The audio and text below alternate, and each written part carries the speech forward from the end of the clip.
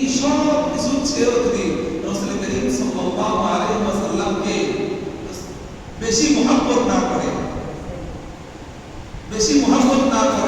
এবং আল্লাহর রাস্তায় জিহাদ করাকে বেশি মহব্বত না করে, তাহলে ওই সমস্ত ব্যক্তিরা কাফের কখনো হতে পারবে না। আল্লাহু লা ইয়াহদিল কওমাল যালিমিন। আল্লাহ তাআলা পরবর্তীতে শাস্তির ঘোষণা করছেন। অবশ্যই রাসূল করিম সাল্লাল্লাহু আলাইহি ওয়াসাল্লামকে মহব্বত করতে হবে সবার থেকে বেশি, কিন্তু সেই তরিকা কিভাবে করতে হবে? সাহাবাত আজমাইনদেরকে অনুসরণ করে, সাহাবীরা যেরকমভাবে রাসূলকে মহব্বত করেছেন সেই রকমভাবে মহব্বত করতে হবে। শুধু জিলাপি খাওয়ার জন্য রাসূলকে মহব্বত করলে এই মহব্বত কোনো কাজে দেবে না। শুধু নামের শুরুতে আশিকে রাসূল লাগাইলে বড় আশিকে রাসূল হওয়া যায় না, রাসূল প্রেমিক হওয়া যায় না। আশিকে রাসূল হওয়ার জন্য শর্ত হচ্ছে রাসূলের প্রকৃত পক্ষে খাঁটি উম্মত হওয়া। এই খাঁটি উম্মত হওয়ার জন্য সর্বপ্রথম শর্ত কি? সর্বপ্রথম শর্ত হচ্ছে রাসূলের প্রত্যেকটা সুন্নাতের অনুসরণ করা। রাসূলের প্রত্যেকটা সুন্নাতের অনুসরণ করা, যেই রকম ভাবে রাসূলের জিন্দেগিতে রাসূল চলে গিয়েছে, সাহাবা আজমাইনরা যেই রকম ভাবে রাসূলের সুন্নাতকে মেনে চলেছে, ওই রাস্তায় চলা। আমি জিলাপির লোভে, আমি বিভিন্ন পদ পদবীর লোভে যদি আশিকে রাসূল হই, সেই আশিকে রাসূলের দ্বারা আমার দুনিয়ার ফায়দা হলেও কাল কিয়ামতের ময়দানে, আখিরাতের ময়দানে কোনো ফায়দা হবে না। সুতরাং আমি আসলে আপনাদের আমন্ত্রিত কোনো মেহমান না। আমি যেগুলো এখন করতেছি এগুলো ভাব আপনাদের অনেক বিজ্ঞ ওলামায়ে কেরামরা আছে যাদেরকে আপনারা দাওয়াত দিয়েছেন, আপনাদেরকে কোরআন হাদিস থেকে অনেক মূল্যবান উপদেশ শোনাবেন। আমি জাস্ট তারা আসার পূর্বে একটু সময় আপনাদের সামনে 2-4টা কথা বলতেছি, জাস্ট তাদের অপেক্ষায়। তারা আসলে আমি ছেড়ে দেব।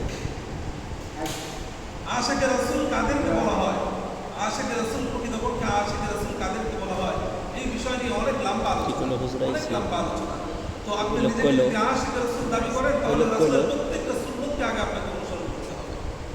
আপনার ভিতরে রাসূলের সুন্নাত নাই, আপনার ভিতরে রাসূলের কোনো তরিকা নাই, সাহাবা আজমাইনদের কোনো অনুসরণ আপনার ভিতরে নাই, তো আপনি নিজেকে যদি আশিকে রাসূল দাবি করেন, শুধু এই দাবি করা হবে, প্রকৃতপক্ষে আশিকে রাসূল আপনি হতে পারবেন না। এই জন্য রাসূলকে পরিপূর্ণভাবে অনুসরণ করতে হবে, রাসূলের প্রত্যেকটা সুন্নতকে অনুসরণ করতে হবে। ভাই, যদি সুন্নতকে অনুসরণ করতে পারি, আল্লাহ তাআলা কি স্পষ্ট কোরআনের মধ্যে বলে দিয়েছেন, বলে কি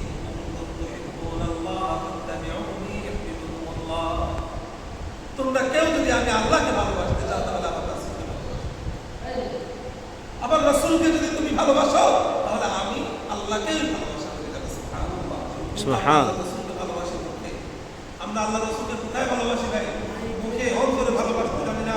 অন্তরে যদি আমরা আল্লাহর রাসূলকে ভালোবাসতাম, আমাদের মুহাম্মদ রাসূলুল্লাহকে যদি অন্তরে ভালোবাসতাম, তাহলে রাসূলকে গালি দিয়ে এই বাংলার জমিন থেকে কোনো ব্যক্তি পার পাইতো না। ঠিক। রাসূলের রিসালাত দিয়ে কাদিয়ানীরা কখনো কারাগারি করতে পারত না। ঠিক। কাদিয়ানীরা আজকে রাসূলের রিসালাত দিয়ে কারাগারি করতেছে, কিসের জন্য বলেন তো? আশিকে রাসূলের অভাব। আমরা প্রকৃতপক্ষে আশিকে রাসূল হতে পারি নাই। যদি আশিকে রাসূল প্রকৃতপক্ষে যদি হইতে পারতাম, তাহলে কাদিয়ানীরা আমাদের রাসূলের রিসালাত দিয়ে কখনো নাড়াচাড়া করতে পারত না। আমরা ফাতামান নবিয়্যিন লা নাবিয়্যা বা'দা, আল্লাহর রাসূলের স্পষ্ট বর্ণনা, আমি শেষ নবী, আমার পরে আর কোনো নবী আসবে না। আমি শেষ নবী, আমার পরে আর কোনো নবী আসবে না, স্পষ্ট কথা। এরপরেও যদি রাসূলের ওফাতের পরে যদি কোনো ব্যক্তি কোনো জাহেল নিজেকে নবী দাবি করে, বুঝতে হবে সে কাফের। কাফের সে কি? কাফের। কাদিয়ানীরা যে আহমদের নবুয়তের দাবি করে, এটা কি যৌক্তিক না অযৌক্তিক? অযৌক্তিক। অযৌক্তিক না? তারা কি নিজেদেরকে মুসলিম বলে যদি পরিচয় দেয়, এটা আপনাকে মানতে পারবে না? এটা কি আপনার মানার কথা না? পুরো অবস্থাতেই মানার কথা না। আর ভাই, রাসূলের রিসালাত নিয়ে কারাকারি করতেছে, আর আমি আর আপনি বিশাল বড় আশিকে রাসূল নামের আগে টাইটেল লাগাই দিয়ে বসে আছি, অথচ আমাদের ভিতরে কোনো রকমের কোনো প্রতিবাদ নাই। ঠিক। আমাদের ভিতরে কোনো রকমের কোনো প্রতিবাদ নাই। বাংলার প্রত্যেকটা ঘর থেকে, বাংলার প্রত্যেকটা কোণা থেকে এই কাদিয়ানীদেরকে অমুসলিম ঘোষণা করার দাবি করতে হবে। ঠিক। তাহলে আপনি যে আসলে আশিকে রাসূল, তার প্রমাণ পাওয়া যাবে। তার প্রমাণ পাওয়া যাবে। আগে সর্বপ্রথম এটা নিশ্চিত করুন, কাদিয়ানীরা কাফের, মুসলমান আমরা ওরা ওদের নামে শুরুতে কেন আহমদিয়া মুসলিম জামাত দেখবে এই অধিকার তাদেরকে কে দিয়েছে? যদি এই অধিকার যদি শুধু সরকার দিয়ে থাকে সেই সরকারকে পর্যন্ত আমরা মানি না, ঠিক না? ঠিক। এই অধিকার যদি কোনো সরকার দিয়ে থাকে, এই অধিকার যদি কোনো রাষ্ট্র দিয়ে থাকে, এই অধিকার যদি কোনো রাষ্ট্রপ্রধান দিয়ে থাকে, সেই রাষ্ট্রপ্রধানও আমরা মানি না। কেননা আমরা স্পষ্ট জানি আমার নবী শেষ নবী, আমার নবীর পরে আর কোনো নবী নাই। এটা আমরা কোনো অবস্থাতে মেনে নেব না। আমি জাস্ট আপনাদেরকে এই সিরাতুন নবী সাল্লাল্লাহু আলাইহি ওয়াসাল্লাম শেষ আলোচনা সভায় জাস্ট এই মেসেজটা দেওয়ার জন্য এখানে উপস্থিত হয়েছে। জাস্ট এই মেসেজটা যে আমাদের নবী শেষ নবী, আমাদের পরে আর কোনো নবী আসবেন না কিয়ামত পর্যন্ত। এক নবীর উম্মত আমরা থাকবো, সেটা কি? জনাব মুহাম্মদ রাসূলুল্লাহ সাল্লাল্লাহু আলাইহি ওয়াসাল্লাম। এর মাঝখানে যদি কোনো আবার কোনো শয়তান, কোনো জানোয়ার যদি নবী দাবি করে আপনাদেরকে চোরাফেরা করবো, আমরা তাকে এই ঠিক। পুরো পৃথিবী থেকে বাইরে করে দেব। ঠিক। ইনশাআল্লাহ।